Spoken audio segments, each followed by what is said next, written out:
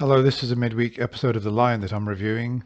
20th of March 2024, Matt Dillahunty with co-host, and Virginia is calling in. Let's have a look and see how the call starts and then move on to the really interesting parts of the call. Hello, good evening. How you doing?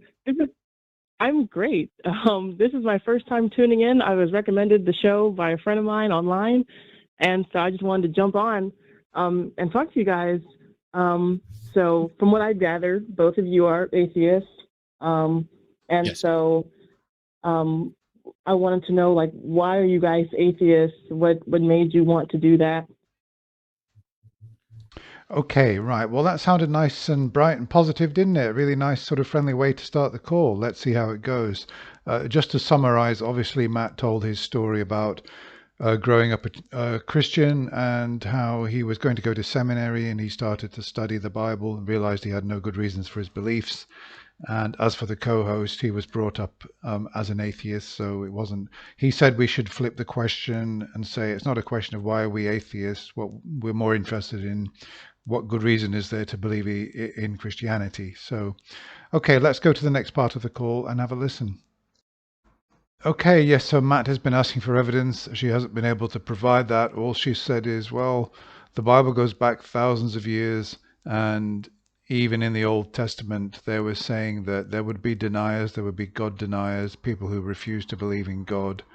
And Matt said, well, that's not an impressive prophecy because even in those days there were people who were denying God. So it's not really any kind of impressive prediction. So let's just, we're going to move on to the authorship of the Bible, which should be interesting because most Christians, unfortunately, believe that the authors of the Gospels are Matthew, Mark, Luke, and John. And of course, we don't know that. We haven't got that confirmation. But let's listen.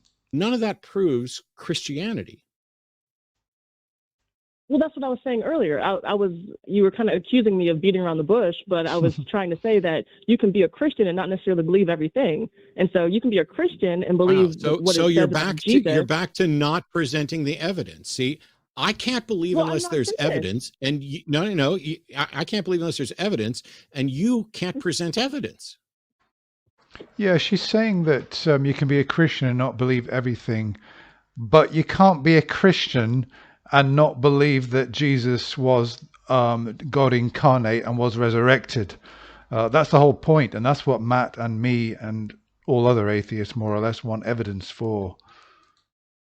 Well, I said another thing that I believe in is that the history of the Bible, and so the Bible, the clear history that we have. I'm well aware of the history of the Bible. Words, we have. Yeah, I mean, whatever the history of the Bible is, it can't be used as support for the proposition a God exists and that this God is the Christian God. All the other claims about Jesus. So the history of the Bible is absolutely irrelevant in this question. Are you? Do you know who wrote? Oh yeah. Do you know who wrote Matthew, Mark, Luke, or John? No, you don't, because they're all anonymous, and we don't have original. I think Matt should have allowed her to answer the question. I know she probably would have said Matthew, Mark, Luke, and John, but I would like to have heard her say it. Of any of them, and we have copies of translation. They are anonymous. None of those are signed. If you think that the Gospels are signed and that we have originals, you are not in keeping with even the best New Testament scholars within Christianity. No, of course I don't have the original. I'll tell you something though. If you go to Google and say who wrote the Gospels, the first like 5 pages are all Christian websites claiming that the Gospels were written by Matthew, Mark, Luke, and John. More or less, if you go through them one by one, you will see all the arguments are there. The early church fathers knew who the gospel writers were, etc., and we should trust them because they were the closest to these times. And so, yeah, the absolute elite scholarship in New Testament scholars admits that we don't know. We haven't got confirmation who the evangelists were, but there are a lot of organizations on the internet that think they know who the evangelists were: Matthew, Mark, Luke, and John. No, but we don't need the originals because we have copies, and God preserved the copies like He said He would. You don't know. You don't get to say that God preserved the copy. You have to prove that God preserved the copy. And without the original, which you don't have, what you have is a copy of a translation of a copy, and nothing about that shows that it's true. So, like, if you well, there are other ancient texts from those times. There are the classical Greek texts. There are the Roman texts in Latin, of course. They were preserved. Is the argument that if something is that old, it must have been preserved by God? And if so, why would God also preserve these Latin texts, these Greek texts, many texts which actually predate the Bible? If you open up, well, if you open up like I've got an NIV right here, which I could open up to Matthew. Well, that's a fake Bible. What does it say about? Sorry, what's that? Did you hear that? She just said that's a fake Bible. I said that's a fake Bible. You got to have a real Bible. Oh, okay. So you're not real. Somebody had you call in to be a prank caller. No. So you think you think that you're AV 1611 only. So you're only going to go with a flawed translation that was created by a king in order to justify his divorces. Now that's a myth. See, you're perpetuating It's not a myth. It's a fact, but Bible. It's not a myth. I have more evidence for that than you have for anything that you've uttered yet today. How do you demonstrate that the King James Version AV 1611 is the right one and the NIV is the fake one? But I wasn't even pointing, by the way, to the fake NIV. I was pointing to the cover sheet that's in the NIV that talks about the authorship of the Gospel of Matthew.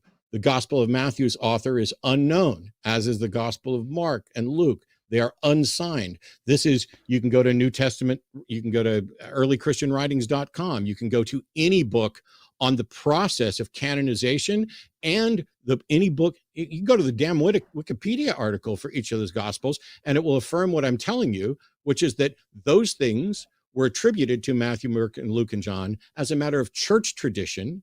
And even if they were all written by the person whose name on them, we don't know what the originals said, and we have no way of showing that what they say, what they claim, is true. When you say that you believe because of evidence, I keep asking for evidence, and you keep avoiding it. Where's the evidence that the Gospel of Matthew, where's the evidence where I keep cutting you off because you keep deflecting and saying, well, here's something else I believe. Here's something else I believe. I can believe you can be a Christian.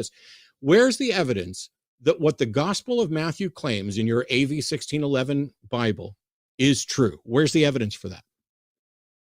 Okay. The evidence for that is the fact that the whole Bible was written over the course of over 1,500 years. And even in your perspective of saying that, we can't know it's true because we don't have the originals, it still lines up with itself. It was written by over 40 different authors over 3 continents over the course of 1,500 years. Well, okay. So the Lord of the Rings lines up with itself, but that doesn't mean that Gandalf and Frodo are actually real historical figures, and that they did any of the amazing things in the Lord of the Rings in the real world that the book claims. The book lines up with itself. It doesn't mean that the claims in the book are actually true. And what we have today still matches up with each other. The Old Testament matches up with the New Testament. It all lines up perfectly. There are no contradictions. Yeah, there are no contradictions, of course. Well, look, this is one of the things that Christians say. Well, we can see that the prophecies of the Old Testament were fulfilled in the New Testament. It's like the New Testament writers never had access to the Old Testament. They thought, wouldn't it be groovy if we actually fulfilled that prophecy? All you got to do is just write it in. It's easy as anything. And yet Christians think it's some kind of miraculous prophecy that needed to have had a God there in order for to make it happen, when in fact all that happened is that somebody looked at it and said, okay, let's fulfill the prophecy, tap tap tap, or scribble scribble scribble, and there it is. In it. And so that backs up what God said in Isaiah, where he said that I will preserve every word. First of all, I asked what the evidence was that the Gospel of Matthew, in your particular one, is true in what it claims. The fact that books are consistent with each other in broad strokes doesn't mean that any specific claim. Where's the proof that zombies rose up and marched on Jerusalem, as the Gospel of Matthew says? Where's the proof that happened? Well, I don't have proof of that happening. And yet I you don't have believe proof it, of every single right? claim in the Bible. Do you Yeah, have I proof of believe every any word because specific? I Do you believe the have no, no? gospel. Do you have proof? Do you have proof of any specific claim in the Bible? We'll define proof.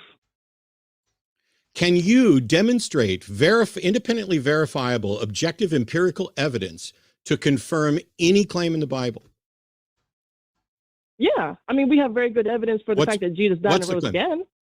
No, you don't even have evidence that Jesus lived, let alone that he died and rose again. This is disingenuous, because to say that Jesus It's never it's not existed is just an disingenuous. unfair statement. It's not disingenuous. I'm sorry. No, she's saying it's disingenuous to say that Jesus never lived. Well, that's not what Matt's saying. He's saying that we can't establish to a high degree of historical accuracy that Jesus actually did live. That's different from saying that he certainly didn't live. Sorry that you are ignorant of the scholarship. I'm not saying that Jesus didn't exist. I'm saying, how can you prove that he did?